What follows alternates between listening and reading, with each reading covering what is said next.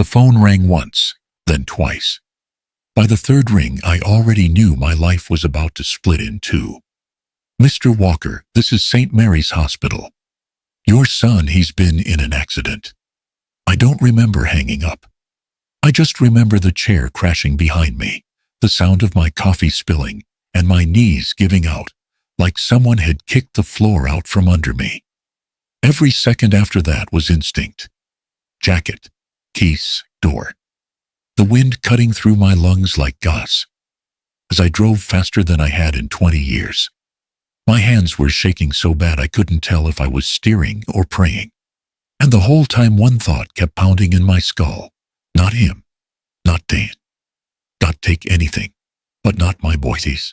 If you're watching this video, hit like, subscribe, and tell me in the comments where you were the first time you heard my story, the story of how one phone call turned a father into something else entirely.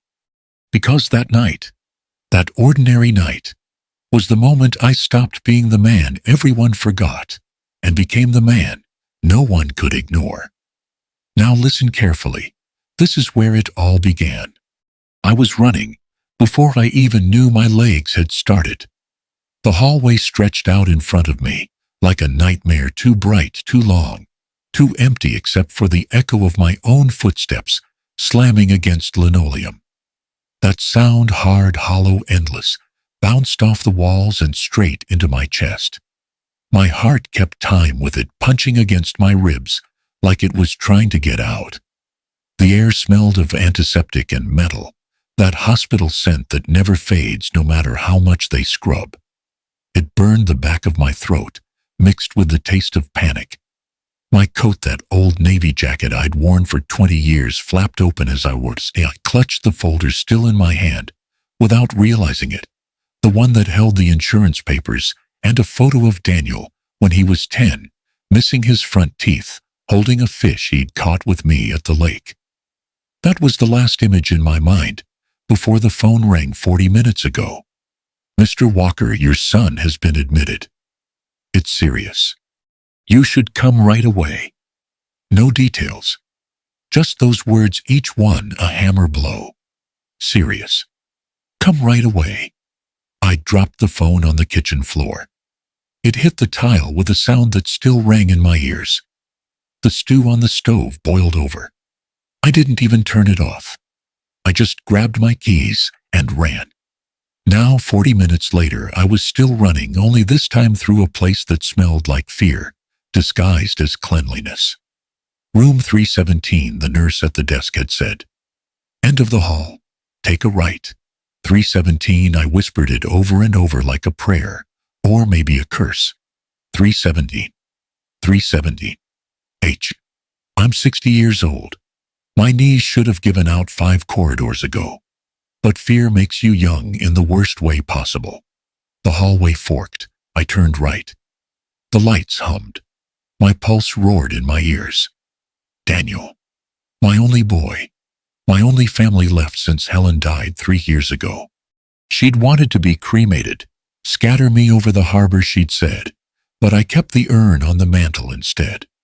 She'd been practical like that. Always telling me to plan ahead, always trusting me to take care of our son. And I had tried. God, I had tried. When Dan wanted to start that import business, I'd cashed the last of our savings. "It'll come back to us, Dad," he'd said. "You'll see." I'd believed him. He had Helen's eyes when he smiled, soft and certain. Then came Claire. The thought of her name made my stomach twist as I neared the door. Claire, with her polite smiles and clipped voice, all pearls and perfume. She'd always made me feel like a relic from another century. I could never tell whether she pitied me or despised me. Maybe both. When I'd called her after the hospital rang, she'd answered on the second ring. "It's Daniel," she said. Just those 2 words. Flat. No panic, no tears. "What happened?" I demanded. "An accident." He collapsed. "They're doing what they can. Come if you want. Come if you want. Not come quickly, not he needs you. Just a choice, like attending a funeral for a neighbor. Then she hung up. Now I was here, lungs burning, chasing a room number that felt more like a verdict than a location. 315, 315, 317. I slow-owed. My hands were shaking so hard I could barely read the plaque. The gold numbers blurred and shimmered in the fluorescent light. I wiped my palm on my jeans, drew one breath, reached for the handle. A hand grabbed my arm. Firmly, startling enough that I almost yelled. Another hand clamped gently over my mouth before I could make a sound. "Don't speak," a voice whispered close to my ear. "Don't move, he." She was a nurse. I saw the badge, the pale blue scrubs, the surgical smell of soap and adrenaline. She looked mid-30s. Latina maybe, hair pulled back tight. Her eyes were serious in a way that made me freeze. What I tried to ask, but she shook her head fast. "Trust me, Mr. Walker. Just hide. Please." She tugged me backward across the hall, toward a door left slightly ajar. Room 316. Empty. No name on the board. She pushed me inside, her hand still gripping my arm, with that same strange mix of strength and care. The door clicked shut. The room was dark except for a thin strip of light slicing through the blinds. I could hear my breathing, shallow, uneven, and the faint hum of a machine somewhere nearby. The smell of disinfectant was sharper here, biting. "What's happening?" I whispered. "Shh." She peeked through the crack, scanning the hall. Then, low enough that I barely caught it, she said, "Listen. Just listen. You'll understand soon enough." And then she was gone. The door closed behind her, leaving me in a silence so thick it pressed against my chest. For a few seconds, I stood there trying to make sense of what had just happened. Maybe she had the wrong guy. Maybe there was some mix-up. But something in her eyes, that urgency, told me she wasn't wrong. I moved to the wall nearest the door and pressed my ear to it. My heart was still thundering, but under the pounding I caught voices. Two of them. Claire's. And a man's I didn't recognize. They were right outside in 317, Daniel's room. "You're sure no one's around?" the man asked, his voice low, cautious. Claire gave that little laugh of hers, the one that always sounded like she was choking on air. "The old man's on his way, but security's tight. He won't be here for a while." Old man. That's what she called me. My jaw tightened. I leaned closer to the wall. "Good," the man said. "Then let's go over this again. The paperwork for the house has to be filed before he wakes up. You'll say he signed last month. The house. My house, Helen's house." I stopped breathing. "And the business?" she asked. "Can I move those funds too once you have guardianship?" "Yes. But if he doesn't regain full cognitive function, it'll be even easier." "If he doesn't regain..." The words slammed into me. "Don't worry," Claire said softly. "He won't." There was a rustle of paper. The sound of a pen clicking. "What about the pills?" the man asked. "I've been careful," she said. "Half a tablet more each week. The doctors think it's stress. Poor diet. They don't question a thing. Here at the hospital, it's simpler. I can add it to the IV myself. They think I'm the grieving wife." I felt my knees go weak. The floor tilted. I had to grab the metal rail behind me to stay upright. My son. My boy. She was poisoning him. Every word outside that wall was a knife turned slow. I pressed my hand over my mouth to keep from gasping. "I'll send you the final draft tonight," the man said. "Once you sign, the property and accounts will transfer within the week." Claire laughed again, that same crystalline, hollow sound. "Perfect," she said. "By next Friday, I'll be free." Those were the words. 3 of them. Simple. Chilling. By next Friday, I'll be free. That was when the world stopped turning, and I realized the nurse hadn't saved me from danger. She'd saved me from walking straight into hell. The wall between us was thin, too thin for what I was hearing. Every word slid through the drywall, like a scalpel through soft skin. The account transfer's already in motion, the man said. Calm, professional. The kind of voice used to saying ugly things politely. You'll just need to confirm digital authorization when I send it tonight. 2 clicks, and everything moves under your name. Claire sighed. Not nervous, just impatient. And the house already drafted, he replied. We'll list it as an early inheritance gift. It looks generous on your husband's part, and since you're his spouse, there won't be any contest unless the father gets nosy. The father. That was me. I gripped the metal frame of the hospital bed beside me, knuckles white. I felt every beat of my pulse behind my eyes. That house, Claire said, her voice softening into a tone I knew too well. The same sugar she used when she asked my son for money wasn't even Daniel's, really. It was Tom's bought with his dead wife's inheritance. $185,000 all in cash. He just put Daniel's name on the deed out of sentiment. The lawyer gave a dry chuckle. That's convenient for us. No paper trail leading back to the old man means no leverage. Old man. Again. The word settled somewhere deep, where rage sleeps until it's fed. I pressed closer. The blinds cast a crooked shadow across the floor like prison bars. Marcus, she said after a pause, I can't afford any delays. You know who I owe. I know, he replied. And believe me, I don't want those people involved either. But rushing things draws attention, especially with him still alive. He's not exactly alive, Claire said, almost laughing. He's barely there, just machines and tubes. You said that 2 weeks ago, Marcus murmured. And yet here we are, still breathing. There was a sound, a click, a zip, maybe a briefcase being closed. Then papers rustled again. I've been dosing him, she said. Crushed beta blockers. Just enough to slow him down. The doctor thinks it's heart fatigue. I tweak the IV a little when they're not looking. I even bring him his orange juice myself in the mornings. I call it our little routine. My chest went cold. Orange juice. That's what Daniel told me last Thanksgiving, that his wife made fresh juice every morning, said it helped his energy. I'd thought it was sweet. I'd even told him he was lucky to have her. Now I wanted to tear the world apart. Marcus exhaled slowly like a man calculating odds. You need to understand, Claire. If he dies while you're mid-transfer, everything freezes. Probate, medical inquiry, possible tox screens. We can't afford that kind of scrutiny. Then we make it look natural, she said. He's overworked, hypertensive, drinks too much coffee. A stroke or heart failure fits perfectly. You'll handle the paperwork. I'll handle the rest. You make it sound easy. It is easy, she snapped. Do you think I planned all this for nothing? I've waited 3 years for a clean exit, see it. I'm not letting it fall apart because of one stubborn heart. She paused.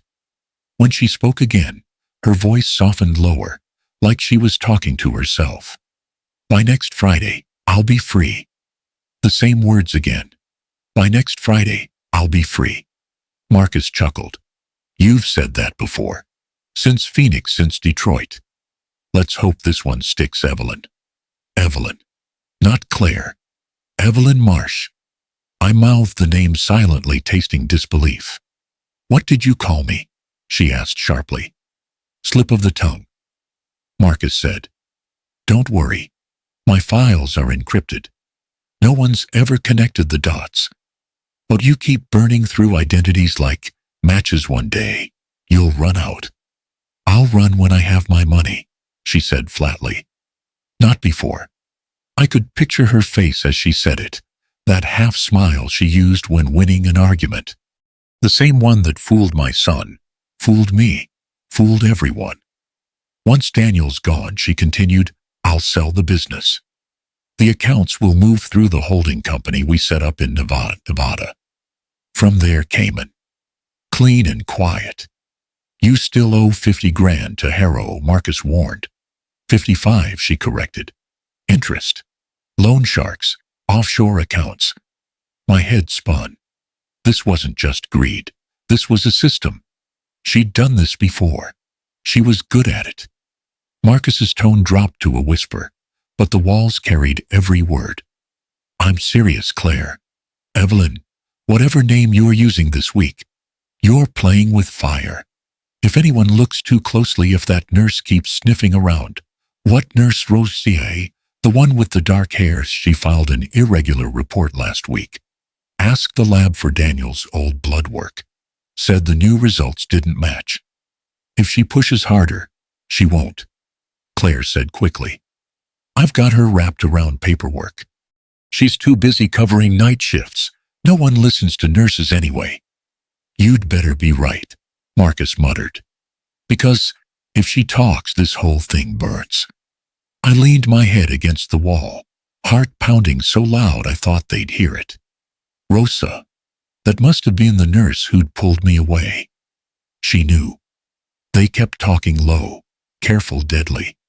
About fake signatures, expedited guardianship filings, cognitive incompetence clauses, legal poison to match the chemical kind. Marcus's phone buzzed. He sighed. My ride's here. I'll send you the documents tonight. Just remember, keep him alive until we're in the clear. He's a ghost already, she said softly. By Friday, he'll be dust. Their footsteps moved away. I didn't move for a long time. The silence afterward felt heavier than the words had. My legs wouldn't work. My throat burned like I'd swallowed acid. My son, my boy, was lying just beyond that wall, dying inch by inch, and I had handed his murderer everything she needed. The house, the money, the faith. Helen's savings gone to fund the woman who would kill our child. The shame hit harder than fear ever could.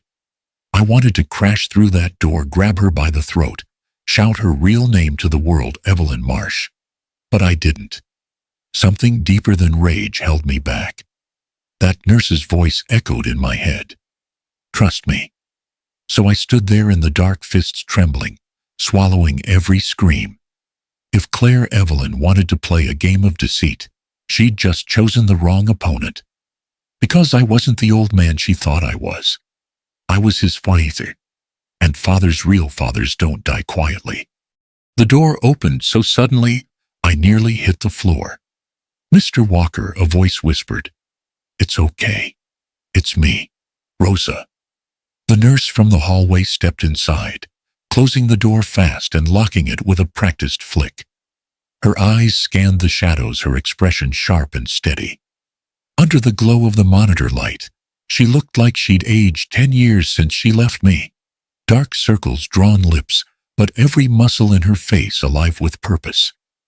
You heard them, she said quietly. It wasn't a question. I nodded. My throat was too dry for words. Good, she said, that saves us time. She pulled a small voice recorder from her pocket, silver, no bigger than a lighter, and set it on the rolling table between us. A red light blinked steady. I've been recording their conversations for 3 days, she said, mostly in the hallway. But that one, she gestured toward the wall separating us from Daniel's room. That one is enough to bury her. I sank onto the chair by the bed, every bone trembling. You knew I suspected. She spoke fast, clinical, her hands moving while she talked, checking the chart on the wall, peering at the IV bag hanging from its hook. Your son's symptoms never matched the test results. Extreme fatigue, dizziness, arrhythmia. But his electrolytes didn't add up. Something was being introduced slowly over weeks. I've seen it before. In your work, in my family. She glanced at me. My aunt. Her husband poisoned her with anticoagulants.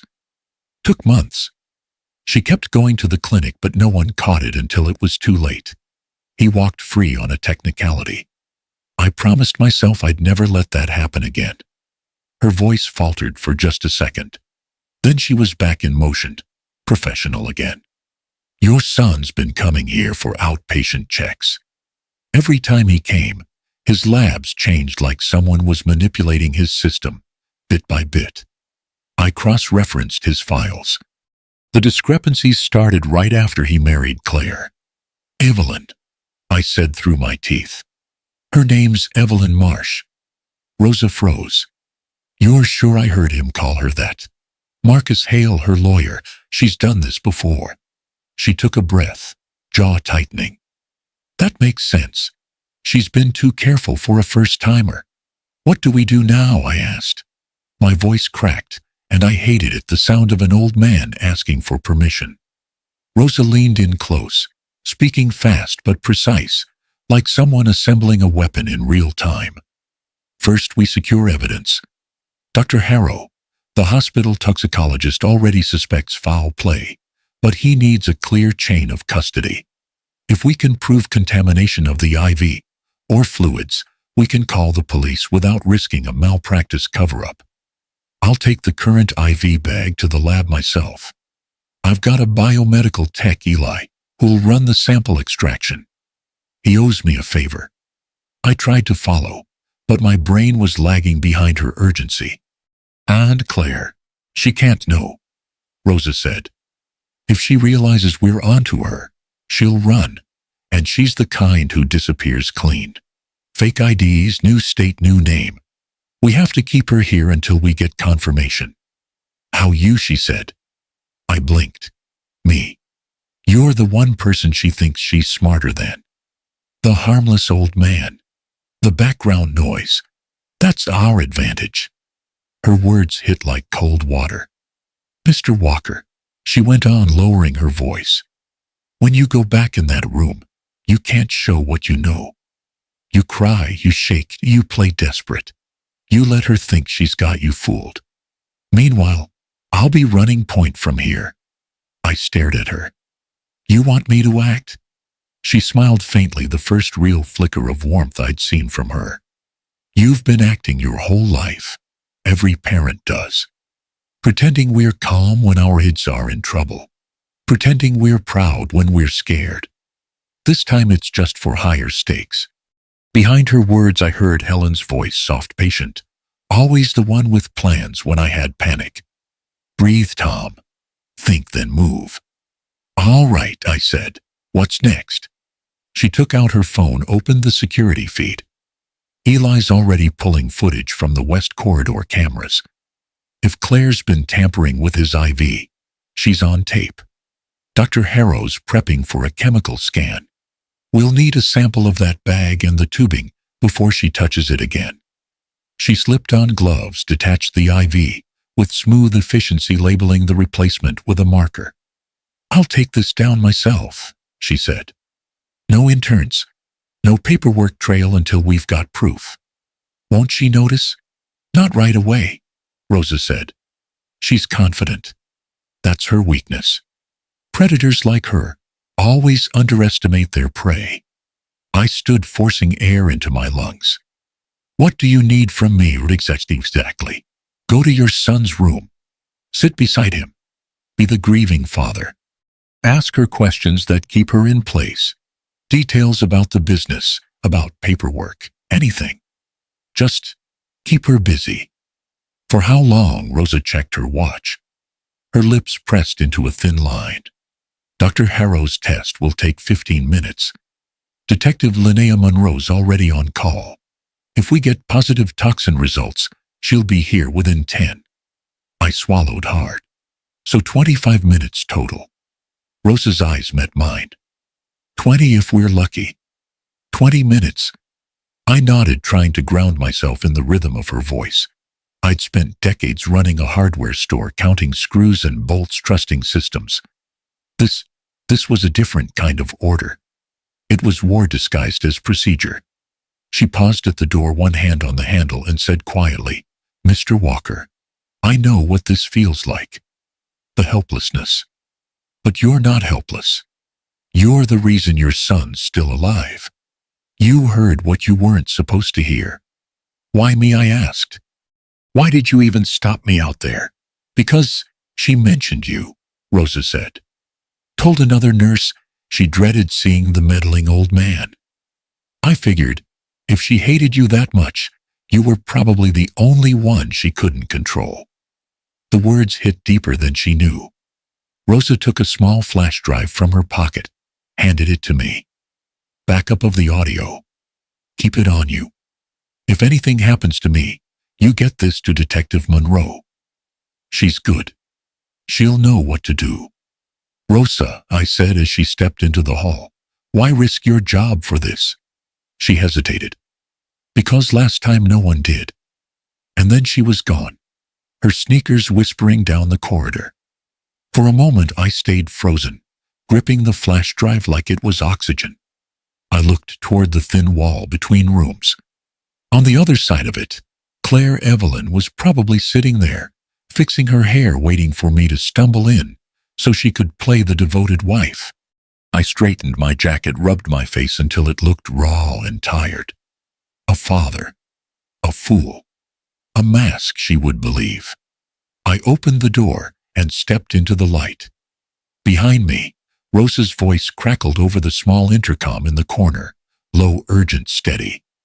Tom, she said. We've got 20 minutes before she could leave. When I stepped back into Daniel's room, it felt like walking onto a stage I hadn't rehearsed for. The lights were too bright. The machines hummed softly, steady as a metronome. My son lay still, pale wires tracing across his chest like someone had redrawn his life in plastic lines. Claire sat beside him, her hand resting on his wrist in a tableau, so perfect it could have been a photograph. Concern, devotion, sorrow, all painted into one immaculate pose. She looked up as I entered. Her face flickered relief, surprise, calculation, all in half a second. Then she smiled, the kind of smile that doesn't touch the eyes. Tom, she breathed, resighing. You made it. I let my body move slower than my mind, shoulders sagging, steps uncertain. Let her think you're tired, confused, weak. I came as fast as I could, I said, my voice cracked and low. They told me it was bad. Claire pressed a tissue to her eye, as if she'd just remembered to cry. They still don't know what caused it. Maybe overwork, maybe stress. You know how he pushes himself. Yeah, I said, glancing at Daniel. He's got my stubborn streak. She gave a little laugh. You can say that again. It was almost convincing, her act. Almost. But I knew better now. I sat down beside the bed, close enough to smell her perfume, white gardenia, and something sharper underneath, maybe alcohol wipes, maybe deceit. My hand brushed the metal frame of the bed. I traced it slowly, keeping my face neutral. Inside, my thoughts were running 1,000 miles an hour. You're a liar, Claire. You killed my wife's memory when you came into this house, and now you're killing our son. But you don't know I know. That's the only thing keeping you alive right now. She dabbed her eyes again. He just collapsed at the office. They said he was clutching his chest, couldn't breathe. I've been praying nonstop. You've been poisoning him nonstop, I thought. Out loud, I said softly, you always were good for him, Claire. He found peace with you. I should have told you that sooner. Her eyes flickered, a tiny spark of confusion. She didn't expect kindness. Well, she said slowly, thank you, Tom. That means a lot. I forced a tremor into my hands, reaching for Daniel's. He's my only boy. I don't know what I'd do if I let the sentence trail off the way scared old men do when they don't want to say death out loud. Claire leaned closer. He's strong. He'll fight through this. I nodded. He gets that from his mother. Helen could survive anything, even cancer, for a while. Her name landed between us like a brick. Helen had always made Claire uncomfortable. Too much grace, too much truth. Claire looked away, pretending to adjust Daniel's blanket. I let the silence stretch, then said quietly, I remember when Helen first met you. She said, she's beautiful, Tom, but there is something behind her smile. Watch her eyes. Claire froze, then forced a chuckle. She must have been mistaken. She usually wasn't, I said. Our eyes met for a heartbeat too long. Then right on cue, her phone buzzed. A soft vibration screen lighting up on the nightstand. Marcus Hale. The message preview read, "Can you sign now?" Her hand twitched before she caught herself. She reached to silence it. I pretended not to notice. "Everything okay?" She smiled, thin and brittle. "Just work. I've had to handle all his clients since this happened." "Of course." I nodded. "Always the capable one. You're keeping the business alive while he's down. That's admirable. Men like me, we're trained from boyhood to flatter the people who despise us, to be polite, to smooth over tension. Tonight, that weakness became my weapon." "You must be exhausted," I said, letting my tone soften. "You've been here every hour." She straightened. "Every minute." I reached for Daniel's arm again, resting my palm over his. His skin was cold. Beneath the pulse monitor wire, I felt a faint tremor. "He'll wake up," I whispered. She smiled without looking at him. "If he does, we'll start over. A new life. Maybe move somewhere quiet." "Start over," I echoed, watching her reflection in the heart monitor's black screen. "That sounds nice." Her phone buzzed again. "Marcus." Another text. "Bank's waiting. You have until noon tomorrow." She turned it face down this time. I feigned a sigh. "You've always handled the money better than I ever could. When I gave Daniel that startup capital, I thought I was helping him. He told me you were the brains." That got her. A glimmer of pride slipped through her grief mask. "Well," she said, shrugging modestly, "I had a few ideas." "I bet you did." I glanced up just enough to catch the hallway reflection in the door's glass window. A round mirrored security dome looked down from the ceiling. Claire shifted slightly, brushing her hair back, and for one surreal moment, I saw her mouth form the words, "Soon I'll be free." The camera caught it. A shiver ran down my spine. Rosa had been right. Confidence was her flaw. She thought she was untouchable, that her little theater was foolproof. I swallowed the rising heat in my throat. "Claire," I said softly, "you remember the closing on the house, when we put it in Dan's name? What year was that again?" She blinked. 2017, wasn't it? I shook my head slowly. "No. 2016. March. Helen had just passed." Her lips parted slightly. "Right, of course. I was thinking of—" "You weren't around in 2016. I interrupted gently. "We met you that Christmas." The color drained a shade from her face. Then she smiled again, quick, mechanical. "I must have mixed it up. I'm tired." "I know," I said, letting her off the hook deliberately. Grief does that. For a long moment, we just listened to the machines beeping. I could feel Rosa watching from the security office. Somewhere down in the lab, Dr. Harrow was testing that IV bag. The clock in my head ticked down the seconds. I rubbed my eyes, sighing like a man who's had enough of life. "Claire," I said, "whatever happens, I want you to know something. I forgive you." Her head jerked toward me. "Forgive me? For what?" "For being young. For being busy. For not having time for an old man like me." I smiled faintly. "I've been hard on you. I know that. I just want peace." It was the truth, and also the perfect lie. Her shoulders softened. The act was working. She reached out, touched my hand. "That means a lot, Tom." "Yeah." I squeezed her fingers lightly. "Your family, after all." The words tasted like poison. Then somewhere down the corridor, faint, but growing sirens. Not loud, not yet, but distinct. Claire's head turned. "What is that?" I smiled. "Sounds like help." Her phone buzzed again, screen flashing once more on the nightstand. Marcus Hale's name glowed in the dark. Text message. Can you sign now? Her fingers hovered over the phone.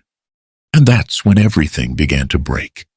The sirens grew louder, not the wild city kind, but short, purposeful bursts. Controlled. Professional. The kind that announced not chaos, but consequence.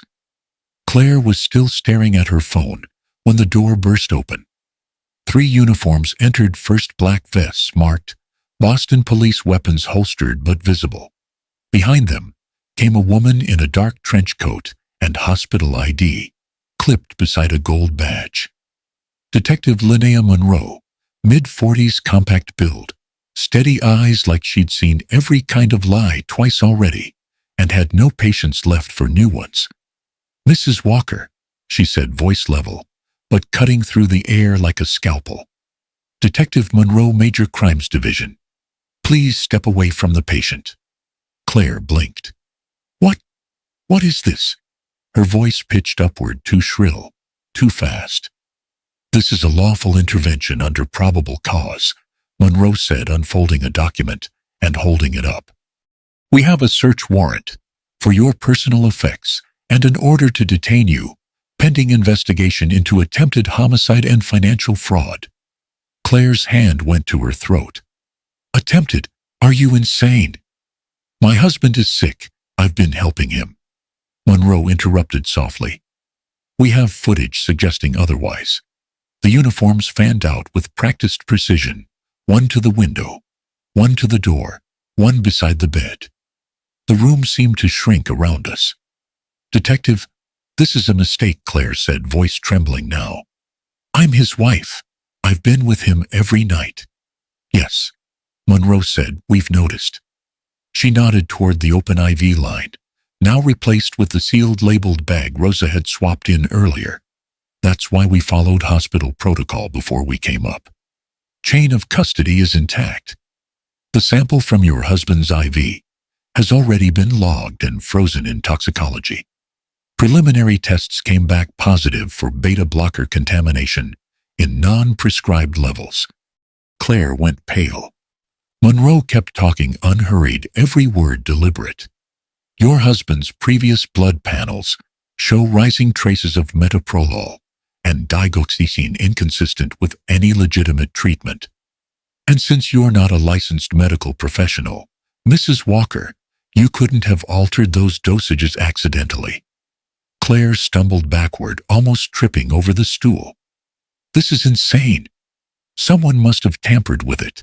Some nurse, that one with the dark hair. Rosa, she's had it out for me from day one.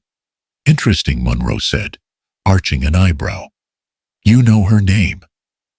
She's the one who handles the IVs. And yet she's not the one recorded entering this room after hours last Tuesday at 11:47 p.m., Monroe said. She gestured toward one of the officers, who handed her a printed still image, grainy, but clear enough. Claire leaning over the IV rack, syringe in hand. Claire's breath caught. I was adjusting his line, she shouted. He was in pain. While wearing gloves and without notifying staff, she looked toward me for the first time. Tom, tell them. You know me. You know I'd never. Her voice cracked into something close to human panic. I didn't answer. My throat felt like sandpaper, my heart slamming in slow motion. I'd wanted this moment for hours, no months if I was honest, but now that it was here, it felt wrong. Watching her unravel wasn't victory. It was anatomy, the peeling back of something that had worn my family's skin. Monroe kept her tone even. We also have an audio recording of you and your associate Marcus Hale discussing dosage increments and forged property transfers. Claire's eyes widened. Marcus, yes, Monroe said. He's being detained downtown as we speak. We executed a search warrant at his firm this morning. Emails, bank records, signed drafts of property deeds, and a conveniently time-stamped memo reading. Final transfer by Friday. Ring a bell. Claire's lips trembled. That's fabricated, she snapped. Marcus must have. He's setting me up. I didn't. Monroe raised a hand. Mrs. Walker, You have the right to remain silent. I strongly recommend you use it." An officer stepped forward, cuffs glinting under the fluorescent light. That's when the hysteria hit. Claire lunged toward the bed. Daniel, wake up. They're lying to you. They're trying to take everything." The officers grabbed her arms, but she thrashed like a cornered animal. "You'll never believe him," she screamed. "He's old. He's pathetic. You'll never believe him." Her voice cracked on the last word, breaking into a sob. That wasn't grief, wasn't guilt, just fury. The cuffs clicked shut. For a long moment, the room was still. The only sound was the heart monitor, steady as rain. Monroe nodded to the officers. "Escort Mrs. Walker to holding. Keep her separated from Hale." As they led Claire out, her perfume lingered, gardenia and antiseptic, the smell of performance. Rosa appeared in the doorway, face drawn but eyes bright. A sullen exchange passed between us. Relief, exhaustion, maybe even triumph. Monroe turned toward me. "Mr. Walker." I looked up. My legs felt like wood. "Yeah, you did the right thing," she said. "Not many could have stayed quiet that long." "I almost didn't," I said, voice breaking a little. She nodded. "Most don't. But you gave us what we needed: timeline, corroboration, and intent.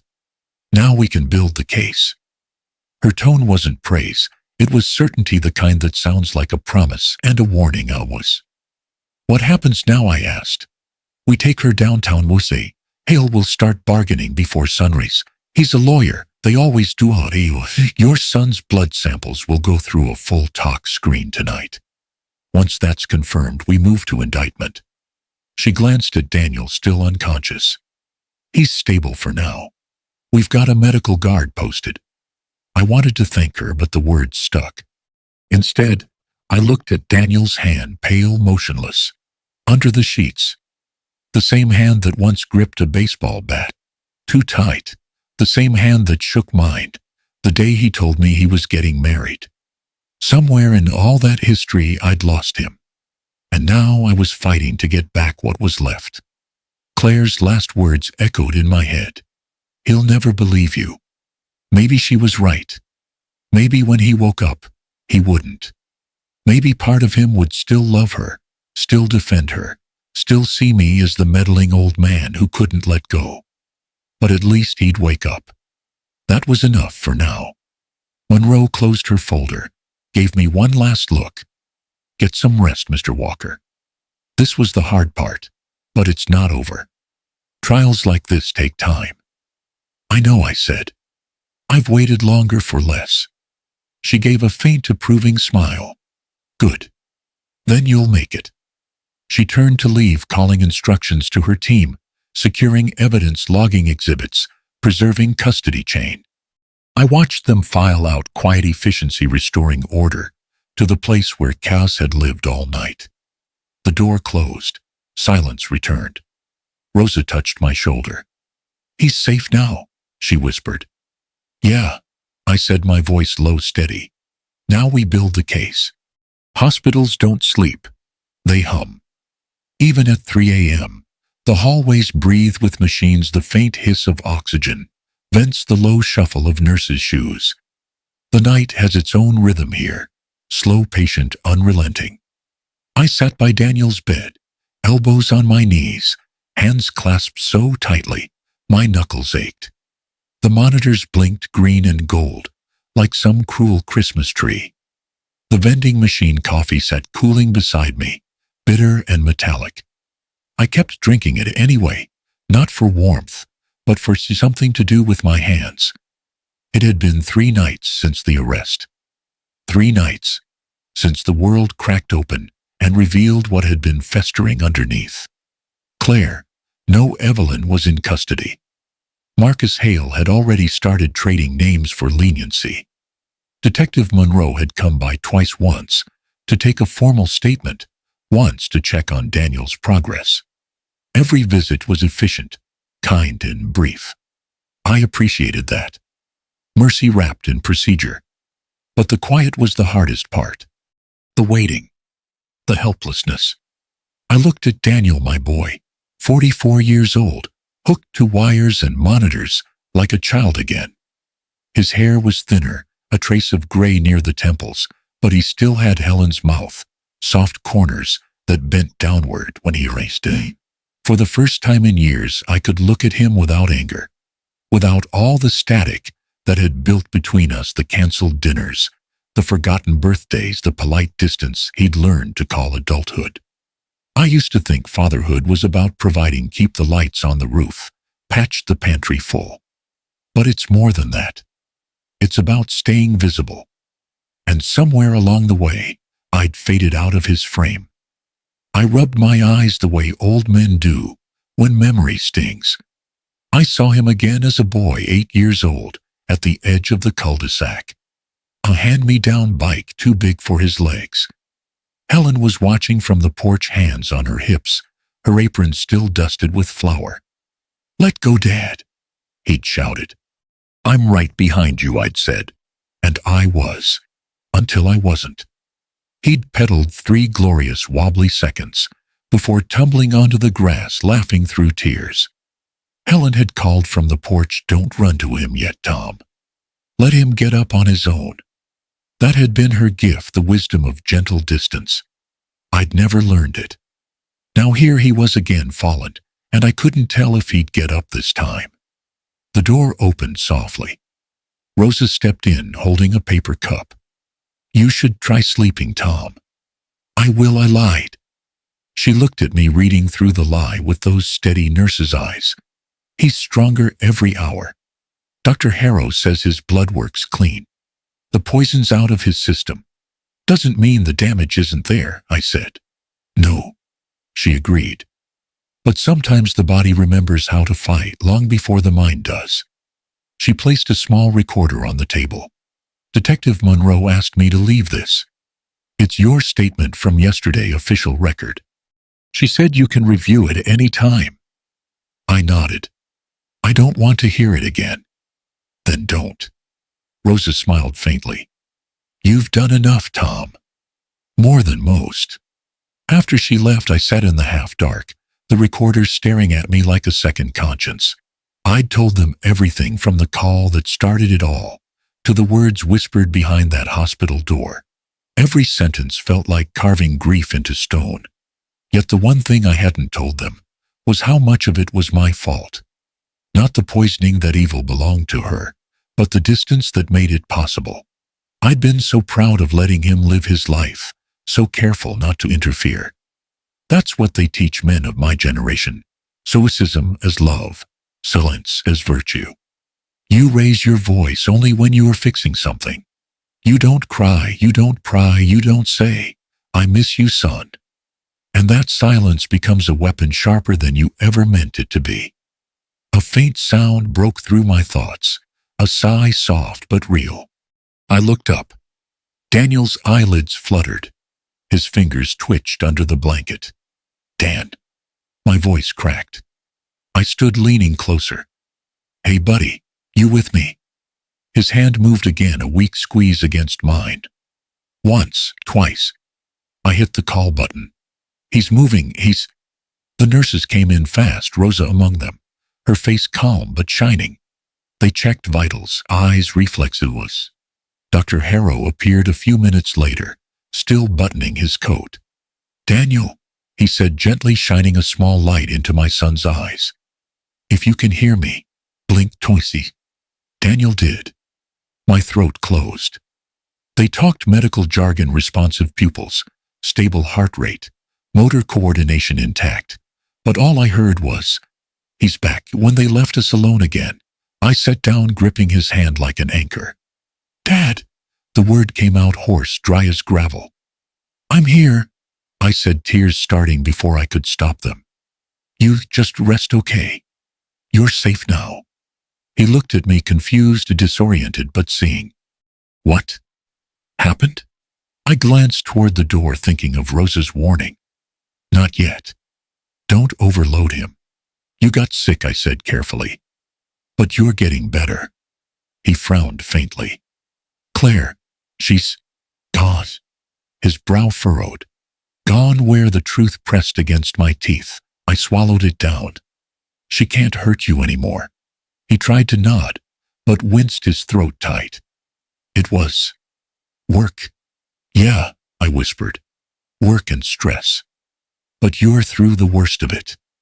He closed his eyes, breathing slow and shallow.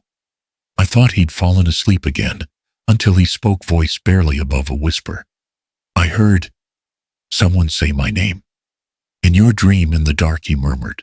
A woman's voice. Rosa's probably. Or maybe his mind stitching fragments of reality together as it healed, but something in his tone, bewildered, fragile, tore through me. I brushed his hair back, my fingers shaking. It's over, son. You just rest.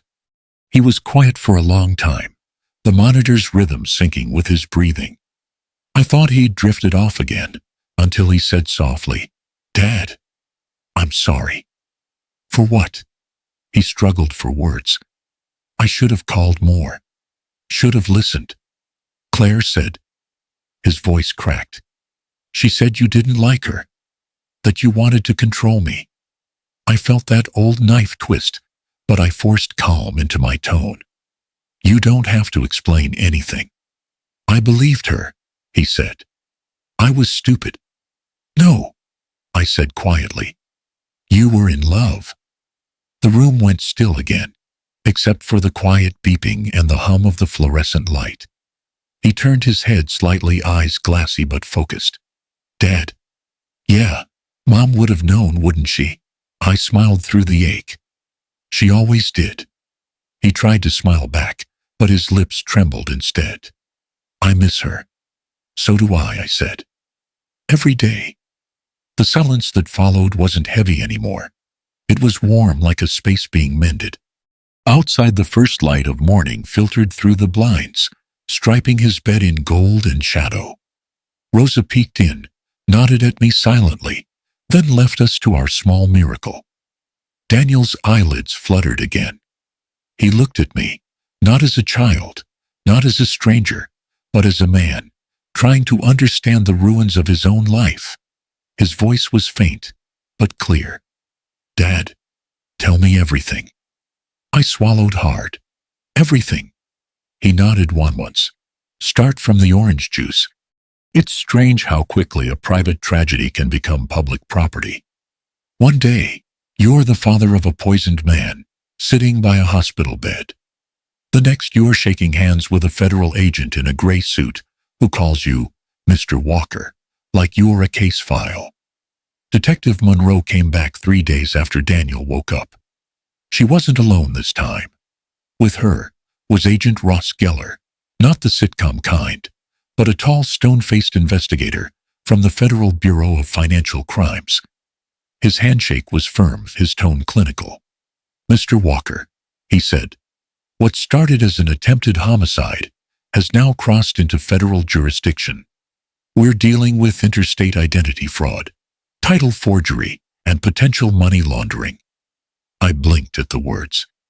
Identity fraud, title forgery. The kind of phrases you only hear on the evening news, the kind that feel far away until they aren't. Monroe spread a folder open across the small cafeteria table. Inside were photographs, property deeds, bank statements. Evelyn Marsh, she said, tapping the first page, Claire's previous name. Before that, she was Lena K. Harris. 3 aliases in 10 years. Each one tied to a male victim. Each case involves a health event, a sudden financial transfer, and a rapid disappearance. Agent Geller added, and in each she worked with an attorney or notary, facilitating the documents. Marcus Hale appears in 2 prior transactions, under a different firm name.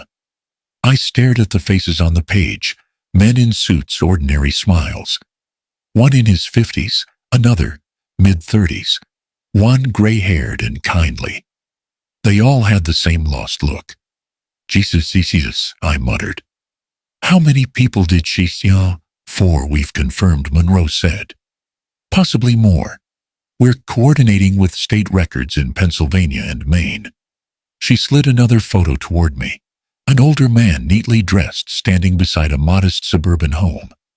Harold Mercer, she said. 72. Retired postal worker. Lost his entire pension 2 years ago when his wife sold their house without his consent and vanished. He recognized Claire's photo as Evelyn Marsh. He's willing to testify.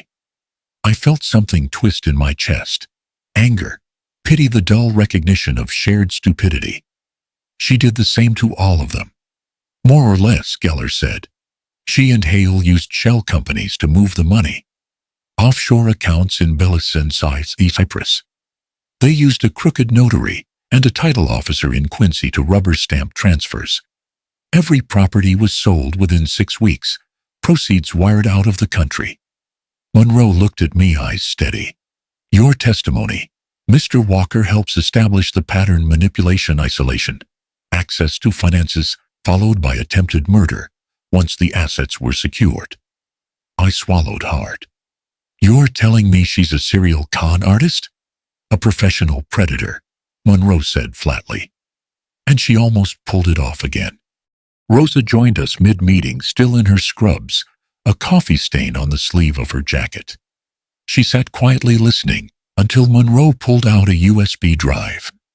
Nurse Martinez, she said, your recordings are officially evidence now. The district attorney has certified them admissible under the emergency disclosure statute. You did everything by protocol. Rosa nodded, but I saw the relief flicker across her face. I just wanted to make sure he didn't die for nothing, she murmured.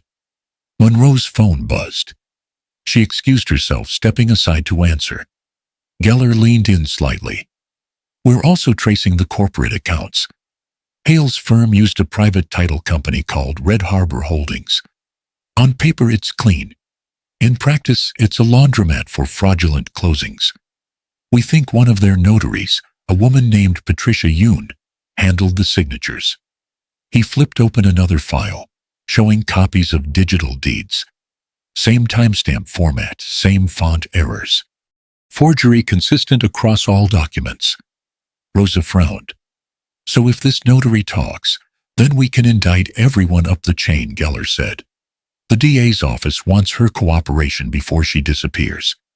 Monroe came back, closing her phone with a snap. That was my unit, she said. We found another home registered to Evelyn Marsh. I see Sammy M.O. Bought under her alias 6 months before meeting your son. Mortgage paid off with cash. I stared at her. We're Westbrook, Maine, she said. We're sending a team up tomorrow. For a moment, all I could do was sit there, feeling the years of my life collapse into this one long revelation. Every cookout, every family photo, every fake smile that now reeked of calculation. Agent Geller stacked the folders neatly, efficient as a man closing a casket. Once we have the title company and the notary secured, we'll move toward a federal indictment. If Hale cooperates, it'll take months, maybe a year, but she'll serve decades. This isn't just attempted murder, it's organized fraud. I nodded slowly. Good. Make it count. Monroe looked at me over the rim of her coffee cup. You know, Tom, I've seen a lot of cases like this. People think justice means the villain gets locked away. But it's also about what you do afterward. I don't know what I'll do afterward, I admitted. I've been reacting for so long, I forgot what it's like to live. She smiled faintly. Then start by staying alive. That's the first rule in our line of work. Later, I walked back to Daniel's room. The hallways were quiet, except for the hum of cleaning machines. I paused outside his door and watched him sleep, steady breathing, the faint color back in his cheeks. For the first time in weeks, I didn't feel powerless. I felt old, yes, but not broken. Maybe even useful again. The world outside might never know Helen's name, or the inheritance she'd worked her whole life to build, or how close her son came to dying for it. But I knew, and soon the law would too. My phone buzzed. Unknown number. I answered. Mr. Walker, Monroe's voice said on the line, calm as ever. We found another home with her name on it. I didn't ask where this time. I just said keep digging. Courtrooms are colder than hospitals. At least in hospitals, the machines beep with some kind of purpose, signs of life, small victories. In court, all you hear is paper and air conditioning. No mercy in either one. It had been 9 months since the arrest when the trial finally began. By then, Daniel had regained most of his strength. The scars were invisible, but everywhere. He sat behind me every day, a quiet presence, the son I'd nearly lost, now watching the system measure the woman who'd almost killed him. Claire or Evelyn Marsh, or Lena Harris, depending on which birth certificate you pulled, sat at the defense table in a slate gray suit that probably wasn't hers. Her hair was darker now, cut short. Still beautiful, still weaponized. Marcus Hale sat 2 rows behind her, gaunt and colorless, like a man trying to vanish into the wall. He'd turned state's evidence, but his eyes still followed her like a servant who'd forgotten how to stop obeying.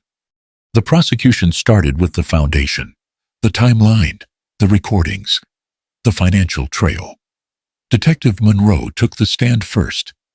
Her testimony was all precision, chain of custody protocols, timestamps, bank subpoenas. She laid out the scaffolding of the case brick by bureaucratic brick. Mrs. Marsh, under the alias Claire Walker, entered Boston General Hospital under spousal rights on June 4th. Monroe said clearly, security footage shows her alone in the patient's room at 11:47 p.m. The next morning, Mr. Walker's vitals deteriorated sharply. The defense objected, speculative, but the judge, a patient man named Judge Harland, simply said, overruled. Continue. Then Rosa took the stand. I'd seen her brave, tired, fierce, but there she looked fragile, small under the weight of law. Still, her voice didn't shake. I recorded the conversation because I believed a patient's life was at risk, she said. Under hospital ethics protocol, when criminal activity is suspected, staff can preserve evidence. I did so to protect him. The defense lawyer, sleek, sharp, the kind who turns every word into a knife, rose for cross-examination. So you decided on your own to secretly record a private conversation? Yes. No court order. No warrant, no. I was trying to save a life. He smirked. Or perhaps your career needed saving. You were under investigation last year for insubordination, weren't you? Rosa blinked once. I was disciplined for refusing to discharge a patient I knew wasn't stable. That patient is alive today because of that decision. The jury leaned forward. Even the judge allowed the faintest smile. The defense slumped back into his seat. Then came the motions, long procedural duels about admissibility. Marcus's emails. The chain of evidence.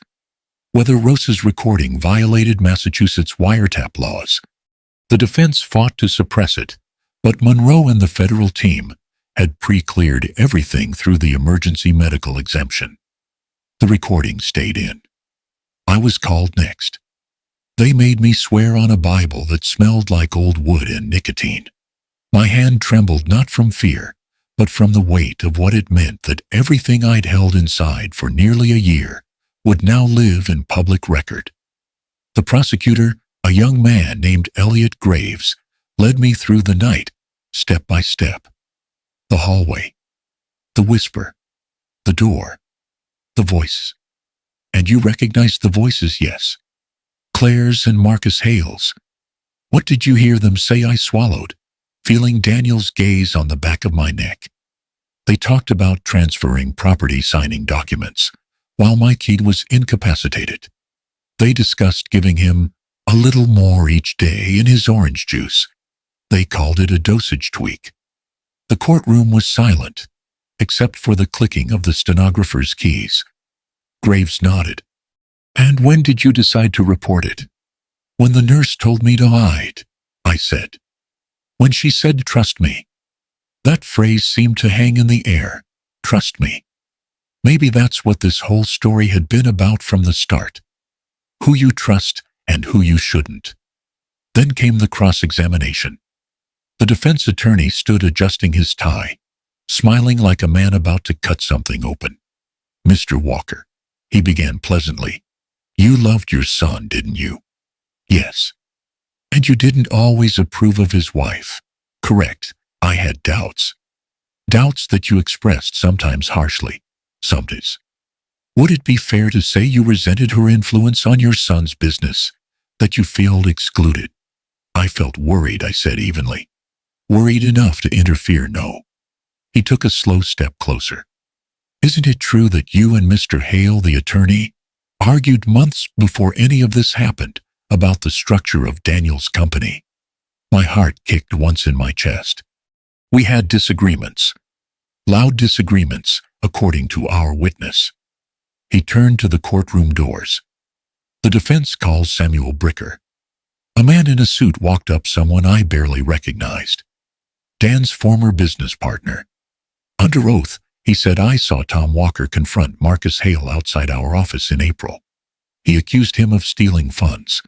He said, quote, 'I'll ruin you if you touch another cent.'" Gasps murmured through the room. The defense smiled at the jury. So perhaps Mr. Walker's crusade here is less about justice and more about revenge. For a second, I couldn't breathe. They were turning the story backward, painting me as the jealous father, with a grudge inventing poison to cover a financial feud. Graves objected, citing speculation, but the judge allowed the line of questioning. "You may respond, Mr. Walker." I steadied my voice. "Yes," I said those words. "Because Marcus was stealing from my son's company. But I didn't fabricate anything. I didn't even know the half of it until that night in the hospital." "Convenient," the lawyer said, smirking. "All these revelations all at once." The prosecutor rose. "Your Honor, may I redirect?" "Briefly," Judge Harlan said. Graves turned to the screen behind him, clicking his remote. "Let's talk about convenience." The monitor flickered to life pages of digital code timestamp logs. "These," Graves said, "are metadata records from Marcus Hale's computer. Notice the gaps." He pointed to entries showing deletion attempts, scrub software, overwritten files, but traces remaining. An expert restored the fragments. They show email transfers to accounts registered under E. Marsh Holdings. The jury's eyes followed every word. The defense jumped up. "Objection. This data was introduced without disclosure." Judge Harlan raised a hand. "Overruled. You were provided the supplemental discovery packet yesterday." Graves pressed the advantage. "The defense claims our witness invented this story out of Saif, but the digital trail tells the opposite. Hale deleted correspondence immediately after the arrest, including receipts of offshore wire transfers to an account in the Cayman Islands belonging to the defendant." He turned, gesturing to the evidence clerk. "Exhibit 42. The clerk handed a new file to the judge, color copies of federal bank records, stamped, "Subpoena, verified." Graves' voice dropped to a controlled murmur. "These records were obtained this morning through cooperation with a confidential source at the title company. The transfers total $1.2 million across 3 properties, all connected to Evelyn Marsh." The courtroom buzzed like a live wire. Even the defense attorney blinked, caught off guard. Claire Evelyn went completely still, her lips pressed together, eyes locked on the table. No tears, no outrage, just calculation faltering for the first time. Judge Harlan tapped his gavel once. "Ladies and gentlemen of the jury, you will disregard speculation and focus solely on evidence.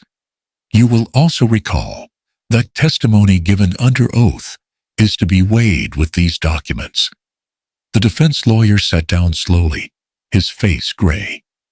The witness, poor Bricker, stared at the floor, realizing he'd been a pawn.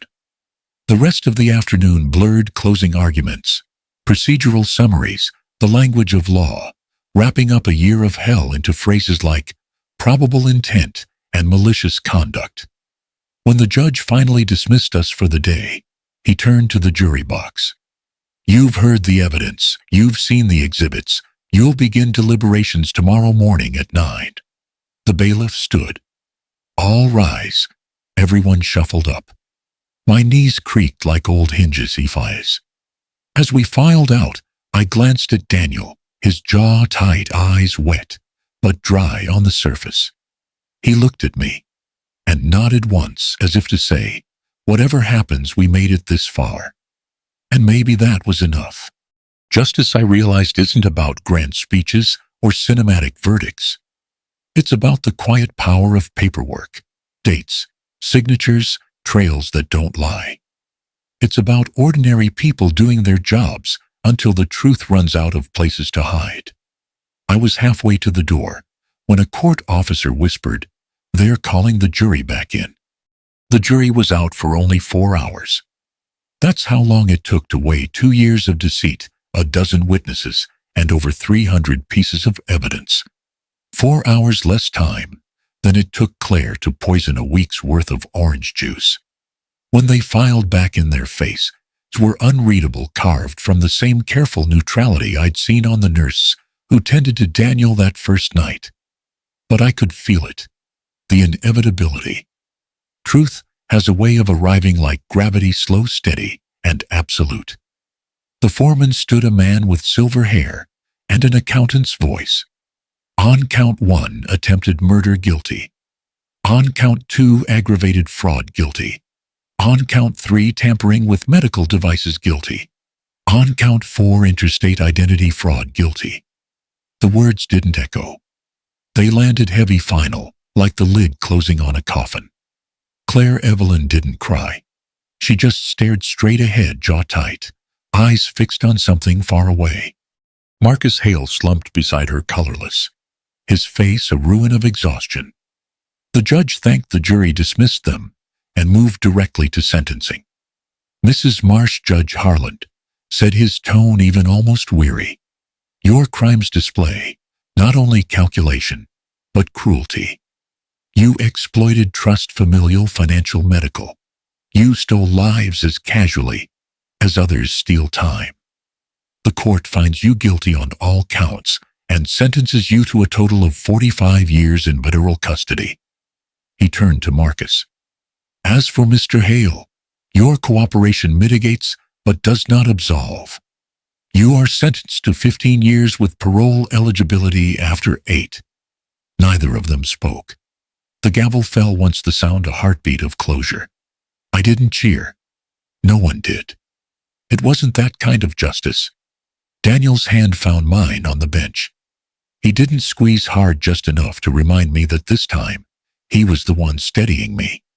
Outside, reporters swarmed the courthouse steps, microphones like weapons, flashbulbs popping against the cold Boston sunlight.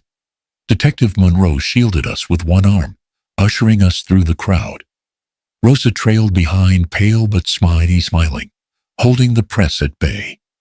"Mr. Walker, do you have a statement?" someone shouted. I paused long enough to say, "We're grateful to the people who believe the evidence." That's all. And it was. The weeks after sentencing were a blur of paperwork and phone calls, restitution, asset recovery, endless forms with small print. The government froze Claire's accounts, traced offshore wires, clawed back what it could. A fraction, but enough. The house, Helen's house, was restored to our name. I sold it quietly, using the proceeds to cover the foundation I'd already started sketching in notebooks during the trial, Second Wind Fathers and Families. It began as a simple idea, a nonprofit for older men caught in the gears of silence and shame. Victims of financial abuse, isolation, manipulation. People like me, who'd spent a lifetime believing endurance was the same as strength. Rosa joined as co-founder, of course. She handled the medical outreach, training nurses to recognize subtle poisoning inconsistencies in lab results, signs of coercive control. Detective Monroe became an advisor, connecting us with pro bono attorneys. Even Agent Geller sent in case studies for our seminars. Within 6 months, We'd helped 17 families, 17 people who thought no one would believe them until someone did. Sometimes I'd catch myself smiling when the phone rang, not out of joy, but out of recognition. Every voice on the other end carried a note I knew too well, the tremor of disbelief that life could still go on. Daniel and I settled into a small apartment, overlooking the harbor, nothing fancy, just 2 bedrooms and a stubbornly squeaky floor.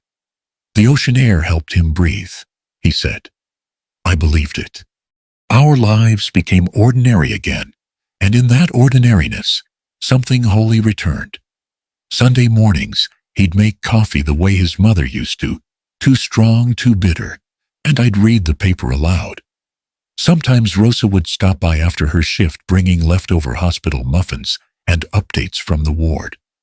There was laughter again, hesitant at first but real. The local paper ran a story about the trial, poisoned trust, a family survives. It painted me as a hero, which felt wrong. Heroes win on purpose. I'd stumbled into this victory like a man tripping over truth. One afternoon, while sorting old documents, I found Helen's handwriting inside an old recipe book. When things fall apart, don't rush to fix them. Sit in the pieces for a while. You'll see what's worth keeping. That's what this was. I realized, sitting in the pieces. The world hadn't given me back my wife. It hadn't erased the guilt or the ache.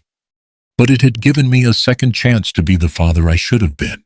Now, when Daniel walks beside me, steady, alive, I sometimes catch a glimpse of that boy on the bike again, wobbling toward independence, laughing into the wind.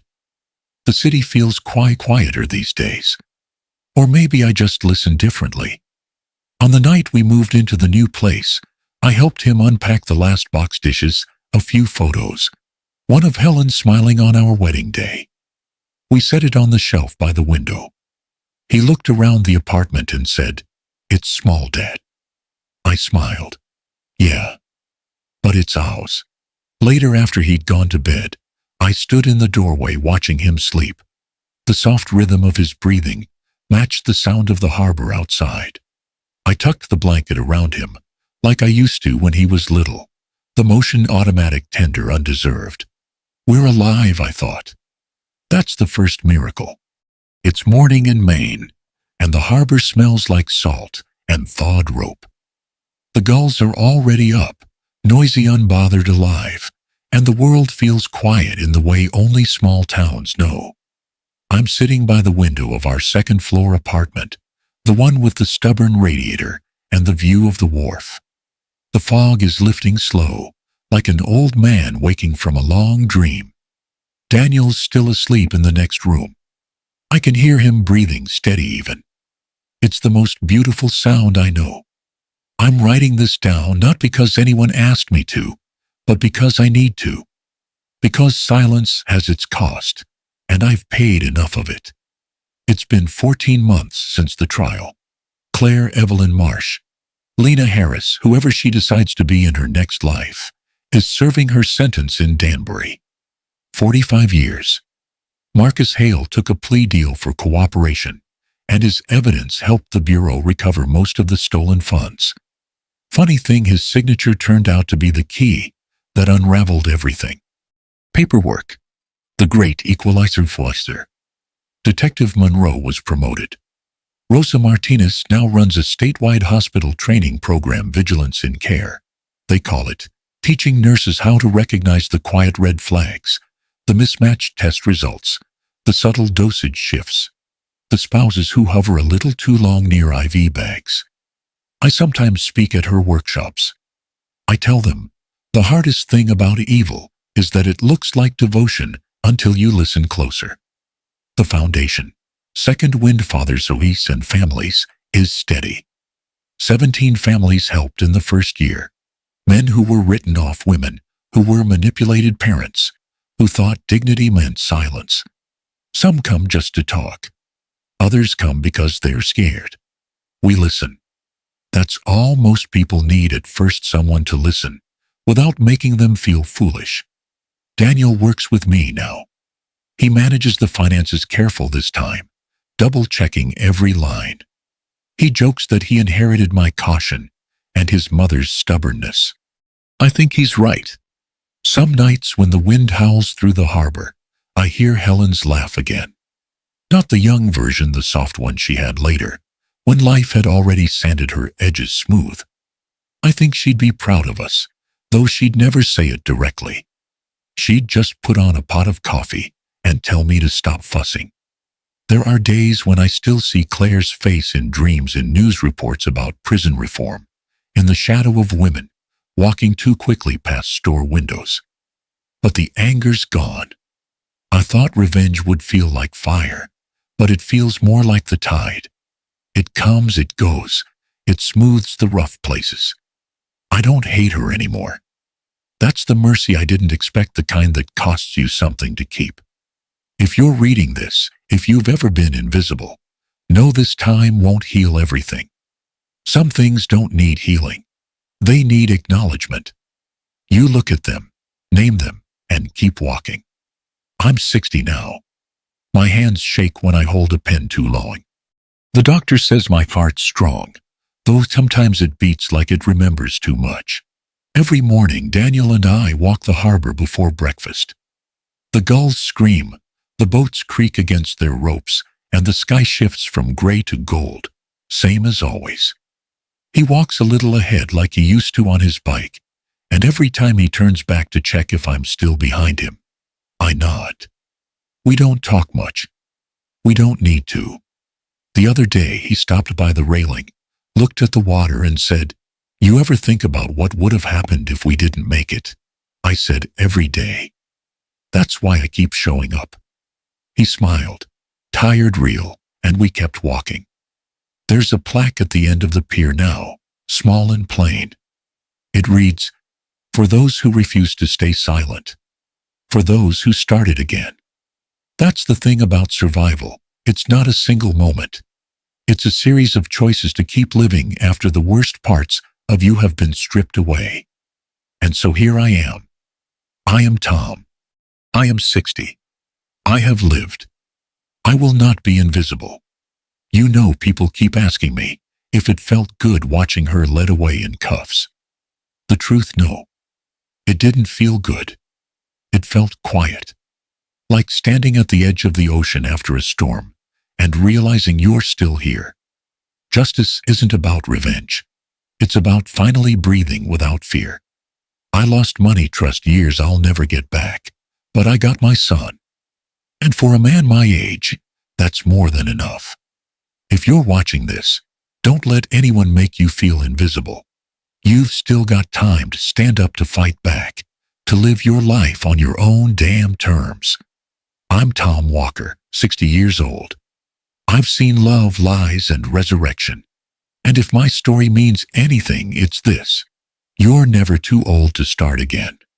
Now tell me in the comments, what would you have done if you were me?